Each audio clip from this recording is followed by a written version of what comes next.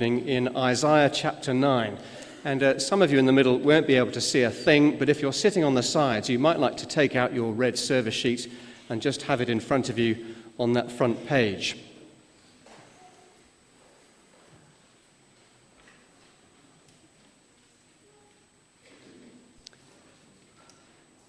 You may know the story of the British ambassador in Washington. One Christmas, a journalist telephoned him and asked him what he would like for Christmas. And the ambassador didn't really know the journalist, but he thought that was very nice of him to ask me. And, I think I'd like a box of sugared fruits. Didn't want to be too greedy. A short while later, there was an article in the Washington Post describing how it had asked various ambassadors what they would like for Christmas. And the Russian ambassador, he said he'd like world peace. The German ambassador, he really wanted an end to poverty. And the French ambassador, he wanted to wipe out third world debt. The British ambassador, he'd want a box of sugared fruits. I don't know if you have a Christmas list, maybe you've got sugared fruits or something like it on it. I imagine we probably all want different things on the level of sugared fruits. We'd probably all agree, though, on a slightly wider level, the world at large. Which of us doesn't want world peace, or an end to suffering, and an end to debt and poverty? In the most general terms, there's a world that we all want. We want a better world. That's not to say, of course, that everything in the world is bad. There are wonderful moments, aren't there? There are moments of peace, moments of joy. On a personal level, we laugh with friends over a coffee. The sunset is stunning. Roast potatoes are brilliant. But on a wider level too, there are moments of peace and joy. On the very first Christmas of the First World War, 1914, there was that famous Christmas Day truce. You may have read about it recently. Soldiers from both sides came out of their trenches and they sang songs together. And they exchanged gifts of cigar and whiskies. And they played football. And there was one British soldier who wrote in his diary, he said, it was absolutely astounding. He said, if I'd seen it in a film, I'd have thought it was faked. A German soldier similarly remembered and said, it was both marvelously wonderful and very strange. That Christmas, the celebration of love, managed to bring mortal enemies together for a time. And that's the problem, isn't it? We get a snapshot of these things and we want to hold on to them for as long as we can because they don't last. They are only ever for a time. The shooting began again at about 4:30 that afternoon. And whilst we can laugh with friends, we just as often cry with friends. We don't always see sunsets, we often see storms. And the peace, the joy, well, it's gone. About 700 years or so before Christ came to the world was much like our own. It was the world of Isaiah's day. He wrote this first reading on our sheets. And life for people then was not full of peace and joy. Rather, it was full of gloom and darkness. But Isaiah in this reading describes the most dramatic turnaround. And what he says to the people then is what is said to us today too. And it's this. It's that God promises the world that we all want. I'm trying to summarize all of that reading in two statements. That's the first. However hard it seems to imagine, whatever else is going on in life, Isaiah is saying that God promises the world that we all want. It will be a world that is full of light and not darkness. Ironic, but if you can see, have a look down to the reading in the sheet. The very first line talks about the people walking in darkness, and they see a great light. On those living in the land of the shadow of death, a light has dawned. Darkness is really a symbol for things like moral confusion and death and separation from God. And there will be none of that in this new world. I don't know if you can imagine it. There'll be no arguments. There'll be no illness. There'll be no relationship breakdown. There'll be no tragic accidents. There'll be no funerals. We had a power cut not so long ago, and when everything goes off because the power's gone off, it's really very bleak, isn't it? The radio goes off, the lamps go off. If you've got an electric heater, that goes off. Everything is silent and dark and cold. And when the power eventually comes back on, you almost feel like having a party because the radio jumps back into life, and then there's light and warmth. It's all so much better. That's a bit like the light of this perfect world. It stands for all that is good and true and just and fair. It stands for friendship with the God who made us. And so as you read on in the reading, verse 3 is full of rejoicing. It's full of light, not darkness, but it's a world too of peace and not war. Since about 3600 BC, there have been something like 14,500 military major conflicts in history. And together they have been the cause of the deaths of 4 billion people. 200 million of those were in the 20th century alone. God says, one day I will rid the world of war itself. I read a very interesting thing the other day, that in the First World War, the British Army alone issued something like 46 million pairs of boots. If you can see it, verse 5 describes every piece of military footwear there's ever been and every blood-stained uniform piled high in the most enormous bonfire. Just think of it, there'll be no more defense budgets, no more dubious treatment of prisoners, no more agonizing decisions on the front line. God promises a perfect world, full of light, not darkness, full of peace and not war. Isn't that the world we all want? Well, maybe you're thinking, yes, that all sounds very nice, but really? In the cold light of pensions and potties and umbrellas, it seems a bit of a long shot, quite frankly. Isn't that just sort of Disney film fantasy? You think of Neville Chamberlain waving a bit of paper, shouting, "Peace in our time," and people around him going, really?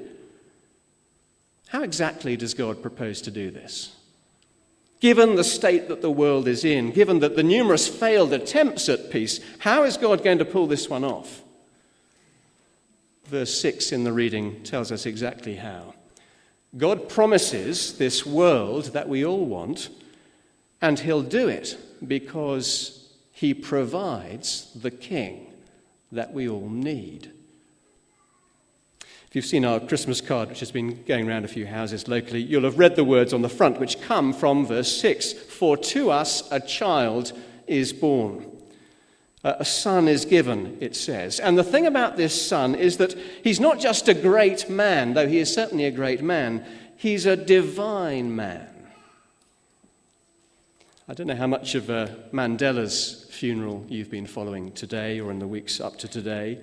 An extraordinary man, full of, on the one hand, suffering, and yet on the other hand, great achievement, all in one person. He's undoubtedly, isn't he, going to be an icon of reconciliation and peace for the whole of history, perhaps.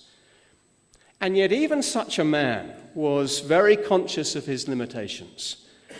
His second biography, Conversations with Myself, he writes this: "One issue that deeply worried me in prison was the false image I unwittingly projected to the outside world."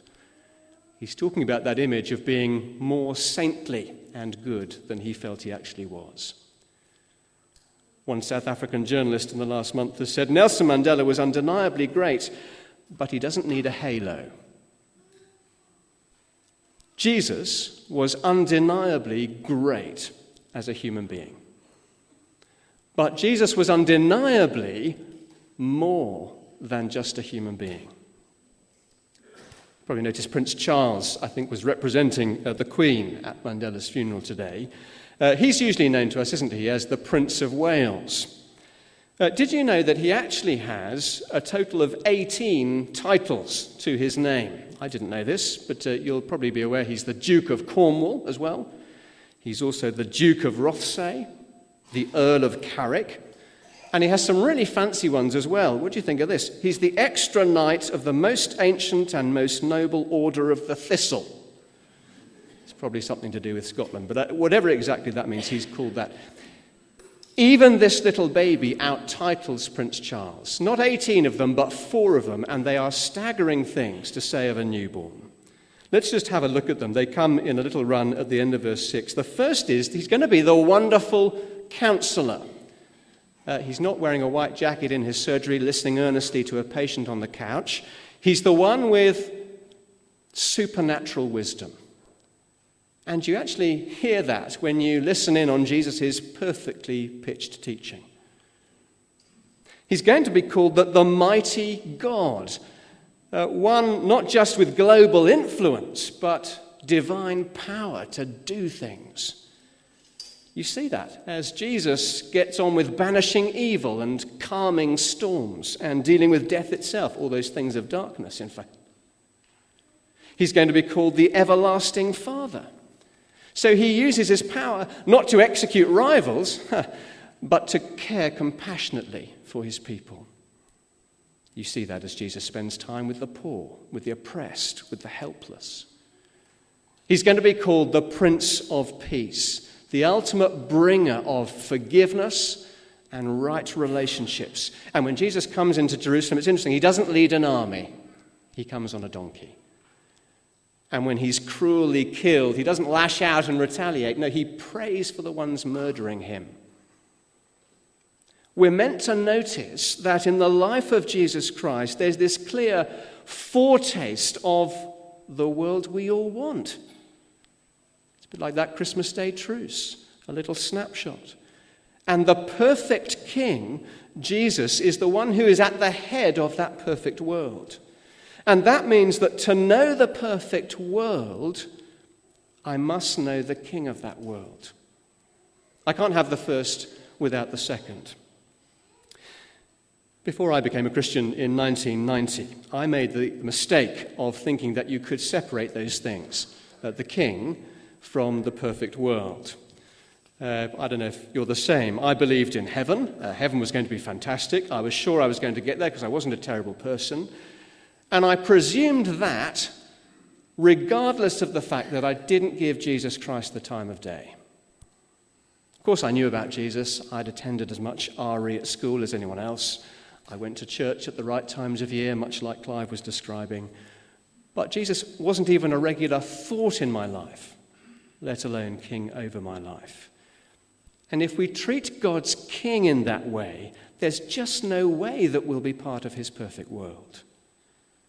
So someone explained to me that what a Christian is really, it's treating God's king in the right way. Not only for the world to come, but also for the world that we're in now. So every day, we need to know how to live, and this king is the wonderful counselor. We need, do we not, hope beyond death. And this king is the mighty God who can deal with death. Doesn't everyone need to be known, to be loved by people? This king is the everlasting Father. And we need to be in touch with the God who's made us. And here is the king who is the Prince of Peace. Mandela said that in prison, he sometimes wondered if he'd done the right thing. Was all the sacrifice worth it? The reconciliation of black and white, such a deep, far-reaching problem. But it is nothing like the reconciliation needed between God and those who've rejected the king he sent. And when the Prince of Peace comes, he dies on the cross and he secures that reconciliation for all who would come to him. It is staggering in its love and kindness for people who don't deserve it. Now, the question I want to leave us with is this. It's a simple question. How are you treating Jesus? For some people, for many people perhaps here, we're Christians. We call ourselves Christians. And it's worth just checking, isn't it, whether we're treating Jesus in the right way. That he's still the wonderful counselor. He's the mighty God. He's the everlasting Father, the Prince of Peace. Or is Christmas fading that a little bit? I imagine for some people, perhaps others of us here, the fact that we're in this building at a service in a church is a miracle enough, and there's plenty to think about. Thank you very much.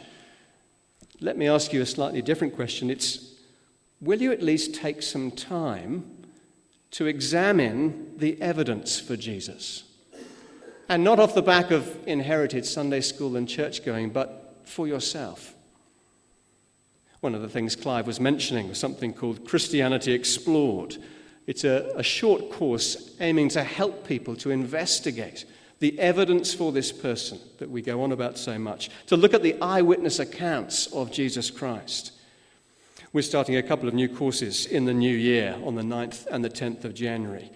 And it's a great chance to listen again and to discuss and to bring all your questions that you may have. You might like to pick up one of these postcards with all the details. They're available at the back and as you head out. Why don't you try it the first week and investigate for yourself? There'll be other people, though, too, I guess, who've heard a lot of this before, but you've never changed in how you relate to Jesus Christ. Quite sure that you don't know everything you want to know, but you know enough. Enough to begin with Jesus as your perfect King. Well, just at the back again, by the door as you leave, there are going to be some copies of a book called Christmas in 3 Words, just a little booklet.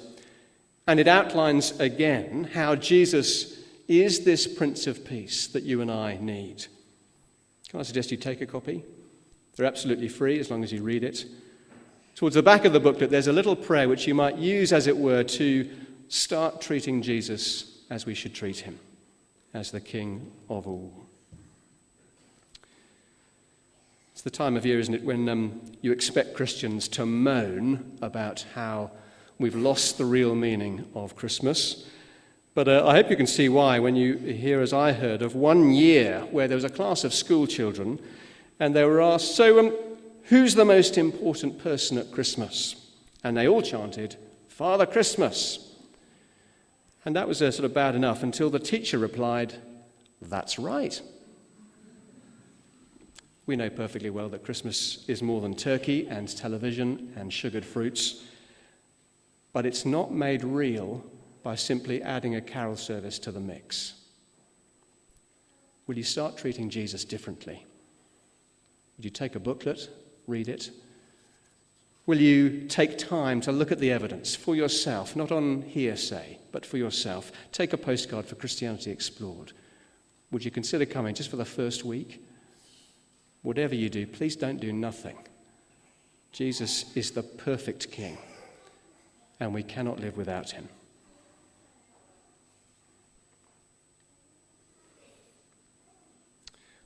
We've got one more carol left.